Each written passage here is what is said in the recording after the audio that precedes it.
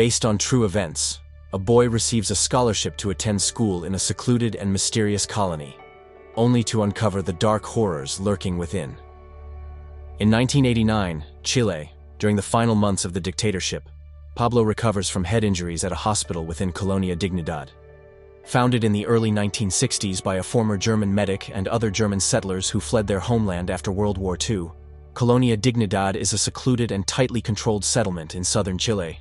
Renowned for its strict religious principles and adherence to Germanic traditions, the colony also operates a hospital and provides charitable aid to local communities, fostering a reputation as a benevolent organization. Now opening a school for Chilean children, the colony has chosen Pablo to be their first recipient of a scholarship, impressed by his exceptional singing talent. To Pablo's delight, his local pastor arrives to check on him. After praising his bravery during his treatment, the pastor shifts focus to the scholarship opportunity at the colony. Just then, they overhear a group of boys rehearsing for their choir. Pablo remarks how weird they sing, but the pastor dismisses his comment, redirecting attention to the benefits of the scholarship. Throughout the settlement, a speaker repeatedly blares, "To work is to serve God." Later, the pastor introduces Pablo to Paul Schaefer, the colony's founder and leader, known affectionately by members as Uncle Paul. Paul warmly greets Pablo and congratulates him for the successful treatment. He then invites him and the pastor to observe the choir's practice. On the drive home, the pastor promises to return with Pablo and his mother the next morning. When Paul asks about the boy's love for singing, the pastor gets excited as he shares how the church fills up whenever he performs. That night, a colony worker, Giselle, reverently reports her day's labor to Paul. She later shares a vivid dream of an empty crib, which the community leader interprets as a sign she's not ready for motherhood. He then urges her to keep working hard, reminding her it's all in service to God. The next day, Pablo's mother, Cecilia, a temporary worker, labors alongside others in the colony's mountainous region. A loudspeaker echoes the community's motto repeatedly, serving as a constant reminder and source of motivation. At the colony leader's home, Pablo excitedly shows his mother the imported clothes Paul gave him and shares his enthusiasm about joining the choir. Cecilia hesitates, however, citing his recent misbehavior that caused the head injury. Offended, Pablo blames her for the way he turned out after she kicked out his father. He also insists he'd rather listen to the pastor, who has been caring for him. When Paul and the pastor arrive, Paul lists the benefits Pablo would receive in the colony, including education, music training, and spiritual guidance. While grateful, Cecilia notes that the pastor is already looking after Pablo. In response, the leader emphasizes that what he's offering is entirely free, with the pastor encouraging Cecilia to take it. Paul and the pastor then leave to give Cecilia time to think. After some thought, she asks Pablo if he truly wants the scholarship. When he confirms, she makes him promise to behave, and he agrees. Teasing him, she points to the TV, noting he'll finally get to watch one, while Pablo excitedly points to the piano, saying he'll also learn to play it. Now left alone in Paul's home, Pablo relaxes in front of the TV for a moment, before eagerly settling onto the piano seat. Moments later, the colony leader enters with a glass of warm milk and pulls up a chair. He asks about Pablo's experience singing at church, to which the boy admits he finds church music dull. Encouraging him, Paul invites Pablo to sing any song he likes. Pablo obliges enthusiastically, leaving the community leader visibly impressed. Later, Giselle escorts Pablo to the sleeping quarters. As he unpacks and takes in his new surroundings, a choir member named Rudolph quietly slips into the room. Eager to make friends, Pablo introduces himself and asks Rudolph's name. Glancing cautiously out the window and then crouching to ensure he's not seen, Rudolph whispers a warning: they're not allowed to talk inside. He explains that both God and Uncle Paul forbid secret conversations. A confused Pablo then points out that the community leader isn't even there, so he wouldn't have known anyway. That night, barking dogs wake Pablo. Curious, he steps outside and meets Ingrid, who admits she let the dogs out because she enjoys watching them run. Recognizing him as the new choir member, she introduces herself as the pianist. When Pablo asks about Rudolph's absence from the sleeping quarters, Ingrid explains he's a sprinter, someone who's tasked with running errands for Uncle Paul. She adds that sprinters have privileges, like watching TV, and points to Rudolph doing so in Paul's house to prove her point. Before parting, Ingrid warns Pablo not to tell anyone about the dogs. In a secluded woodshop, Giselle secretly meets with Johannes, a fellow colony member, with their forbidden relationship weighing heavily on them. After giving him food, Giselle shares Paul's interpretation of her dream. Overcome with guilt, Johannes grows anxious, fearing that God and Uncle Paul are aware of their secret meetings. Blaming himself, he becomes convinced he is possessed by the devil. After Giselle departs, Johannes desperately attempts to exorcise the evil spirit he believes has taken hold of him. Later, Paul convenes a community meeting after a worker reported seeing Johannes and Giselle together. Standing awkwardly on stage before the silent crowd, the two endure Paul's scathing reprimand for their actions. As punishment, Paul orders a tearful Giselle to slap Johannes. He then commands several men to forcefully put on a white sweater on Johannes and take him away. One sunny morning, Pablo and others are sent to the cornfields to pick corn. To lighten the dull task, Pablo strikes up a conversation with Rudolf, teasing him about how lucky he is to watch TV.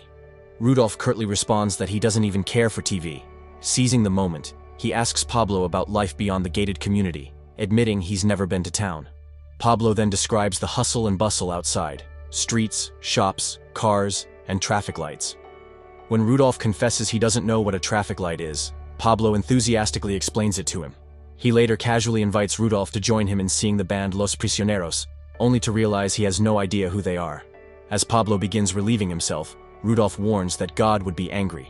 Unbothered, the Chilean brushes it off, emboldening his new friend to do the same.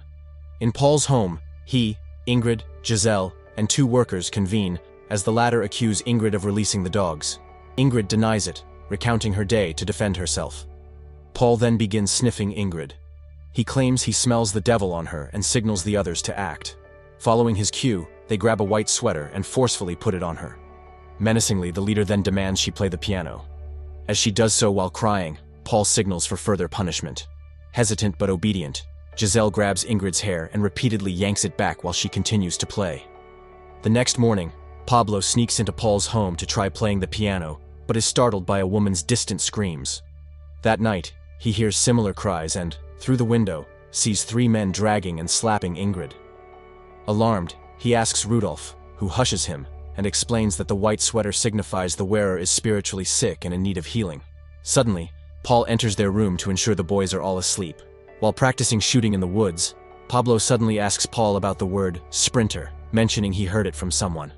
Unwilling to reveal its true meaning, the leader gives the standard English definition and redirects the boys' focus to a picture of a deer.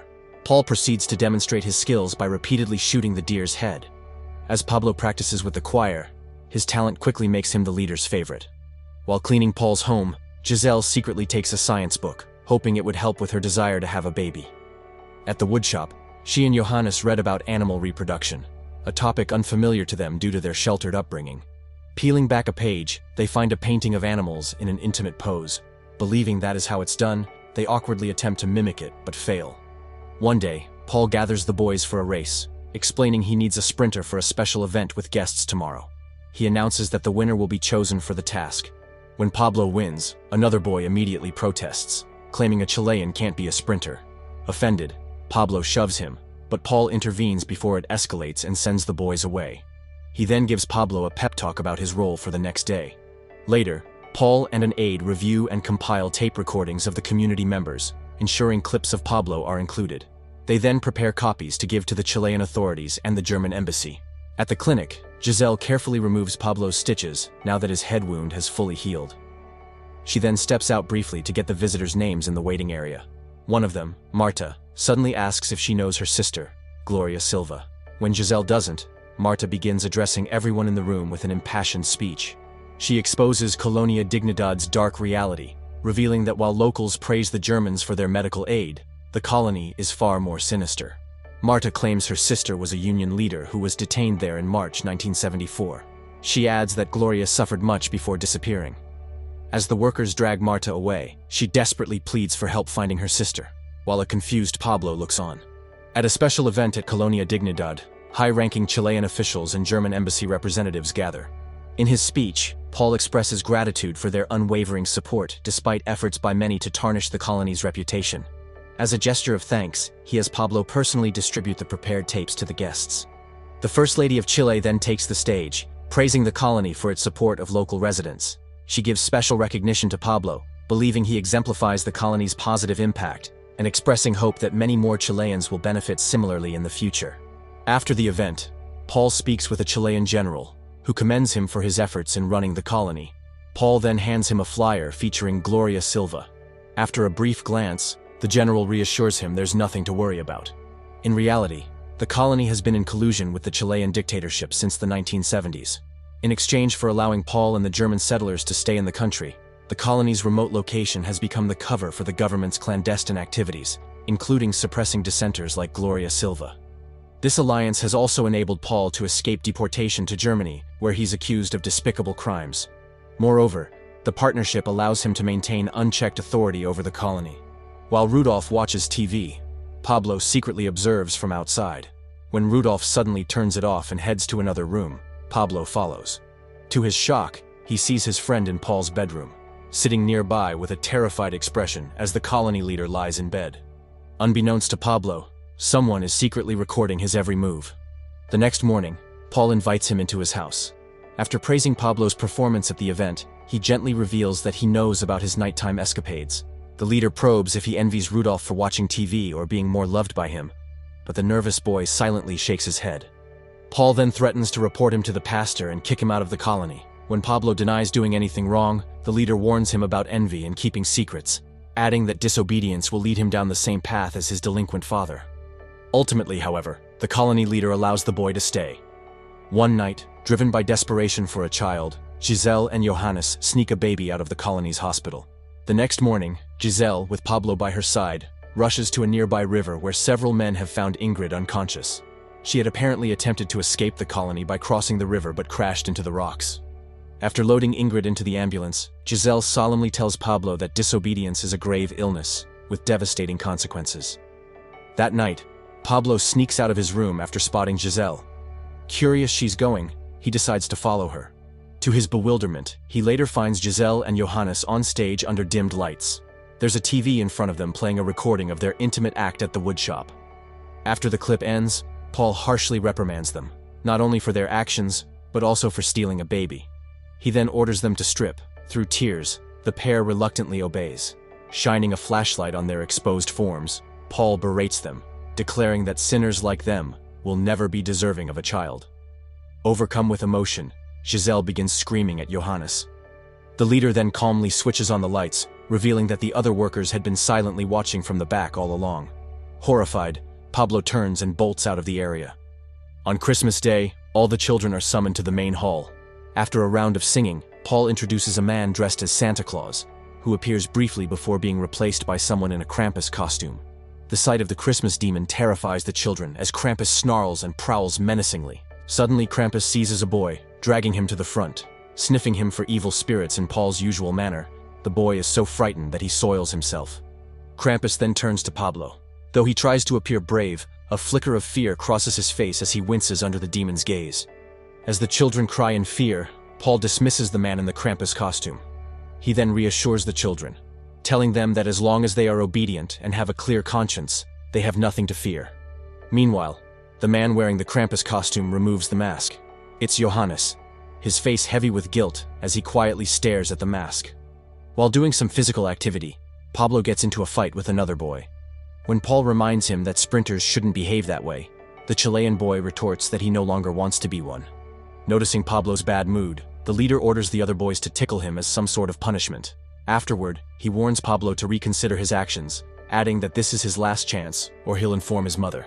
That night, Paul brings Pablo into his bedroom and presents him with a gift, promising he can now watch TV there anytime.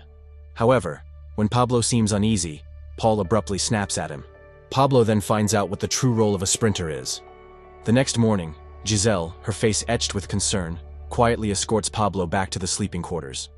A lifetime of working under the colony leader has left her all too aware of what Pablo endured the night before. When Rudolf asks Pablo about his experience, the still traumatized boy can barely respond. Rudolf admits he didn't like his own experience either, but says he believes the leader's claim that it will secure their place in heaven. After a moment of silence, Pablo firmly declares his intent to leave the colony. When Rudolf warns that he'll get caught, Pablo confidently says he can cross the river and urges Rudolf to join him. Concerned, Rudolf insists that God will inform Paul of their plan. However, the defiant Chilean retorts that he no longer believes in God, having seen through Paul's true nature. Conflicted, Rudolf begins singing a church hymn as he grapples with Pablo's plan. That night, Paul enters the sleeping quarters and sits beside Pablo. He quietly acknowledges that he knows the boy is awake and admits he can't sleep either. Understanding Paul's implication, Pablo firmly declares that he no longer wants to be a sprinter and is leaving. Though taken aback, Paul chooses to let him be for now. Before sunrise, Pablo sets out for the river, determined to leave. However, a car suddenly pulls up beside him. Realizing they won't let him escape, he takes off running but is soon captured by Paul's men. Later that day, as Pablo lies unconscious in bed, Giselle reluctantly injects him with a substance to temporarily paralyze his body. Sometime later, Giselle meets with Pablo's mother, Cecilia, and his local pastor. Observing the meeting is one of Paul's men to ensure the worker follows their script. Giselle claims that Pablo fell gravely ill and that no treatment could save him. Alarmed, Cecilia demands to see her son. The worker then further explains that the boy's illness caused hallucinations, leading to a fatal accident at the river. Unconvinced, Cecilia rises and insists on seeing him. Giselle and the man readily lead her to an adjoining room, where Pablo's body lies in an open casket. As Cecilia approaches her son's body, her grief is mixed with anger, and she glares at the pastor who persuaded her to send Pablo to the colony. Breaking down, she clutches Pablo's body in despair, unaware that he is, in fact, conscious. Overcome with devastation, Cecilia tries to pick up her son and take him away, but she's quickly restrained. That evening, Pablo finally awakens, his body aching from hours of immobility. After stretching, he notices Rudolph's bed is empty. Suspecting his friend is once again enduring Paul's cruelty, Pablo sneaks into the leader's house. There, he retrieves a weapon Paul once trained him to use and heads to the bedroom with quiet determination. Pablo aims the weapon at Paul, but Rudolph steps between them, pleading for him to stop. After a tense moment, Rudolph decides to join Pablo, and the two make a daring escape.